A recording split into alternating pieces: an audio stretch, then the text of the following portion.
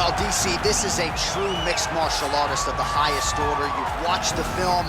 Hard for me to see much in terms of glaring weaknesses, and he believes he can react to anything that is thrown his way inside that arm. It's unbelievable because whenever you're trying to prepare for someone, you look for weaknesses. But when you watch this guy, nothing jumps off the page. When you think I have to go wrestle him, you realize very quickly that not only can he defend takedowns, he can also go and secure them himself. He's that new breed of fighter that has been doing every discipline from the very start of his career. You know you're looking at a guy that will contend for a championship. And if our fighter meeting on Thursday is any indication, confidence, not an issue for this young man coming in here tonight.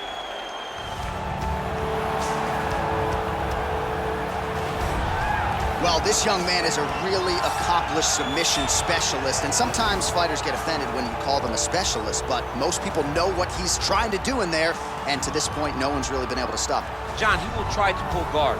He pulls guard anymore in the UFC at this point, but he understands that for him to be successful, the fight has to be in the grappling, in the jiu-jitsu. If he's able to extend these jiu-jitsu exchanges, he is the guy that is generally going to win. He understands position. He understands going from point A to point B. He always is the one controlling the underhook. Always has the frame.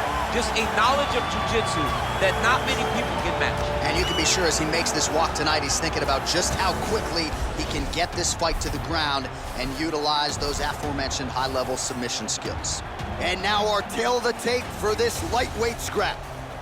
4 years apart, with similar height and some differences in reach. Here is Bruce Buffer. Ladies and gentlemen, this fight is 3 rounds in the UFC lightweight division.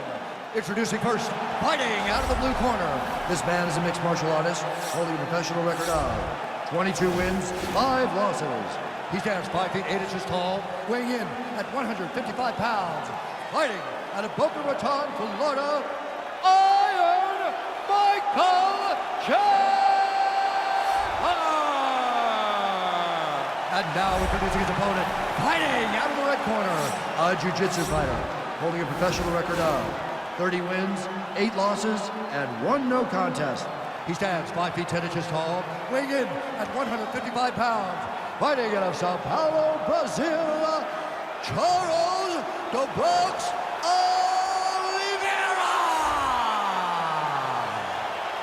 And when the action begins, our referee in charge, Herb Dean. The veteran Herb Dean draws the assignment here. Ready.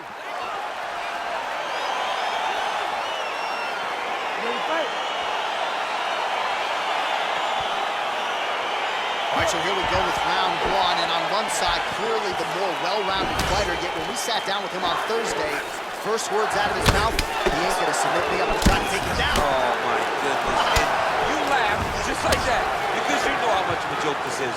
You want to avoid the grappling with this guy at all costs. I know he has bravado. I know he has a big ego, but it would benefit him to fight this fight and make it as easy as possible. Really making good use of his reach advantage there with that punch. So some quick, that's a perfect scramble right there. Beautiful transition. Trying to establish that jab once again. And a nice left hand there on the inside. Well, he continues to stay busy and he continues to land with volume punches here. I mean, volume, but he's not wasting anything. He's so accurate out there. Oh! What a fantastic strike to throw at the exact right moment. He deserves this moment. Don't finish this fight. Just over 3 minutes to go now. Let me see that hook now.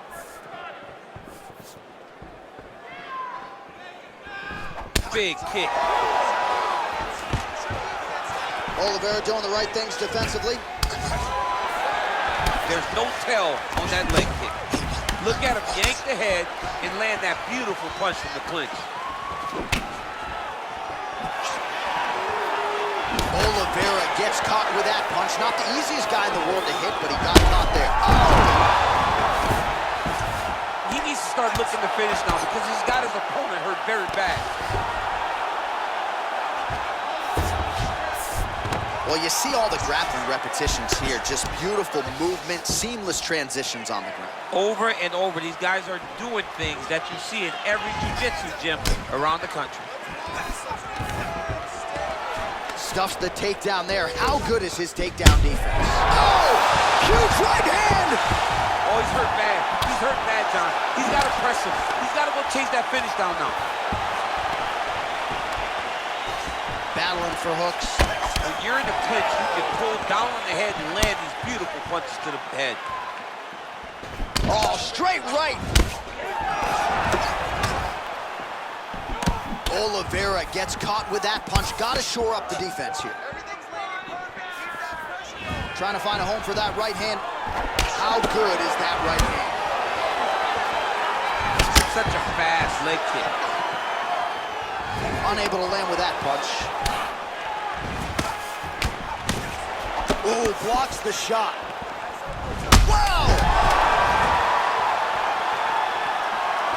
Oh, he dove with the punch. That does 5 minutes.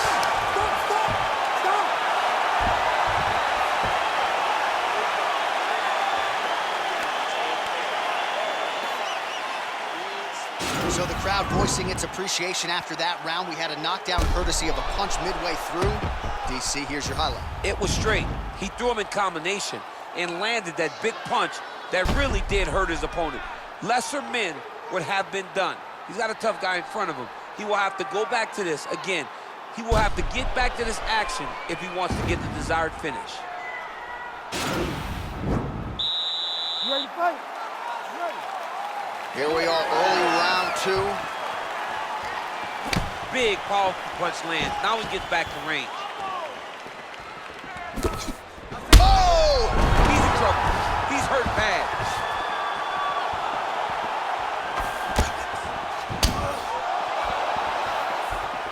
Oh!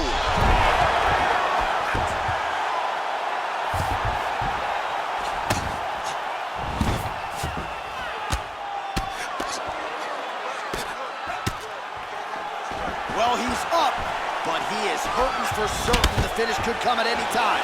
Stuffs that takedown attempt without issue.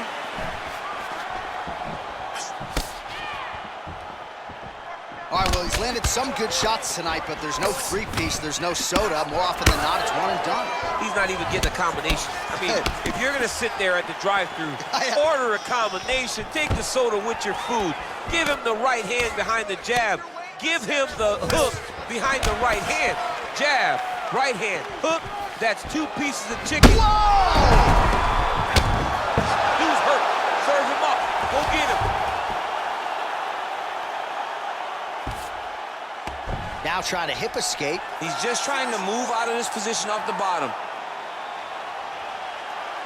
The Kimura is not the arm. It's the shoulder pressure that usually makes you tap. But now DC trying to isolate an arm. Yep, he's using the Kimura.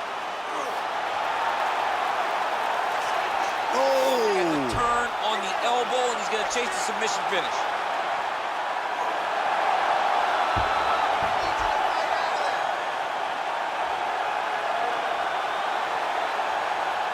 Oh, there's the tap. He got the finish. What a beautiful Kimura finish by this great fighter. And I don't care how high your threshold is for pain. When you're in that compromised state, better to tap and fight another day. It's so crazy because people think the pressure's on your arm. It's all your shoulder. When somebody has a really good Kimura, it feels like they're going to break your shoulder. That's why you have to tap. All right, let's take a look back at the replay as he gets it done by submission tonight, champ. He does a great job of staying patient. He doesn't rush or panic.